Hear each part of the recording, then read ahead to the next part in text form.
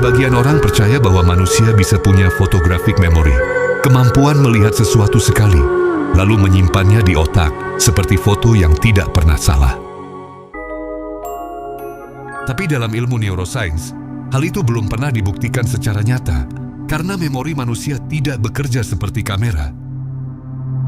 Saat kita melihat sesuatu, bagian otak bernama korteks visual memecah gambar menjadi potongan informasi. Warna, bentuk, garis, dan pola. Setelah itu data visual ini dikirim ke hipokampus, pusat pembentuk memori jangka panjang.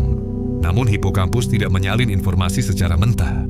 Ia menyaring, memilih, dan menyusunnya kembali berdasarkan emosi, fokus, dan pengalaman kita. Itulah mengapa ilmuwan menyebut memori sebagai rekonstruksi, bukan rekaman. Dalam dunia ilmiah, ada yang disebut memori eidetik, dan ini sering disalahartikan sebagai photographic memory. Memori eidetik umumnya terjadi pada anak-anak. Setelah melihat sebuah gambar, beberapa anak bisa memvisualisasikannya kembali selama beberapa detik dengan cukup jelas. Tapi ketika diteliti, gambarnya ternyata berubah-ubah, cepat memudar, dan tidak pernah setepat foto. Kemampuan ini hampir selalu hilang saat menginjak usia remaja, karena cara otak memproses informasi menjadi lebih abstrak. Ada pula fenomena HSM, Highly Superior Autobiographical Memory, yaitu kemampuan mengingat hampir setiap hari dalam hidup dengan detail luar biasa. Namun ini bukan memori visual. Penderitanya mengingat pengalaman, bukan melihat ulang gambar dengan mata batin. Kesimpulan para peneliti jelas, tidak ada bukti bahwa otak manusia dapat menyimpan ingatan seperti kamera digital. Yang ada adalah otak yang bekerja seperti editor, yang terus memperbaiki, menambah, dan menafsirkan ulang pengalaman. Dan justru disitulah keunikannya. Kita tidak mengingat dunia dengan sistem optik. Kita mengingatnya dengan kesadaran, emosi, dan interpretasi.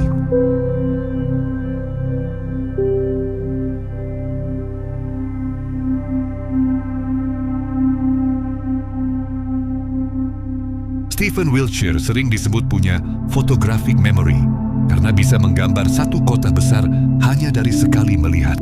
Tapi peneliti neuroscience menjelaskan kemampuannya bukan photographic memory, melainkan savant syndrome, autistic savant. Otaknya memiliki exceptional visual spatial memory. Ia tidak menyimpan gambar seperti foto, tapi mengolah pola visual secara ekstrim melalui area otak visual.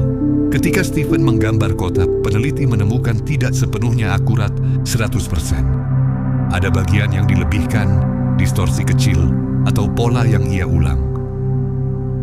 Nikola Tesla. Tesla pernah bilang ia bisa melihat mesin di pikirannya seperti nyata. Ini sering disalahartikan sebagai photographic memory, padahal secara ilmiah, Tesla punya hypervisual imagination, vivid visual imagery. Ia bisa memproyeksikan objek 3D dalam pikirannya, mental imagery, dengan sangat jelas. Neuroscience modern menyebut ini aphantasia spectrum, VVIQ, Vividness of Visual Imagery Questionnaire. Tingkat vivid imagery seseorang berbeda-beda. Ada yang tidak bisa membayangkan apapun, aphantasia. Ada yang bisa membayangkan seperti hologram, hyperfantasia. Tesla berada pada level hyperfantasia, bukan photographic memory. Ia membangun mesin di otaknya karena kemampuan simulasi mental, bukan ingatan visual foto.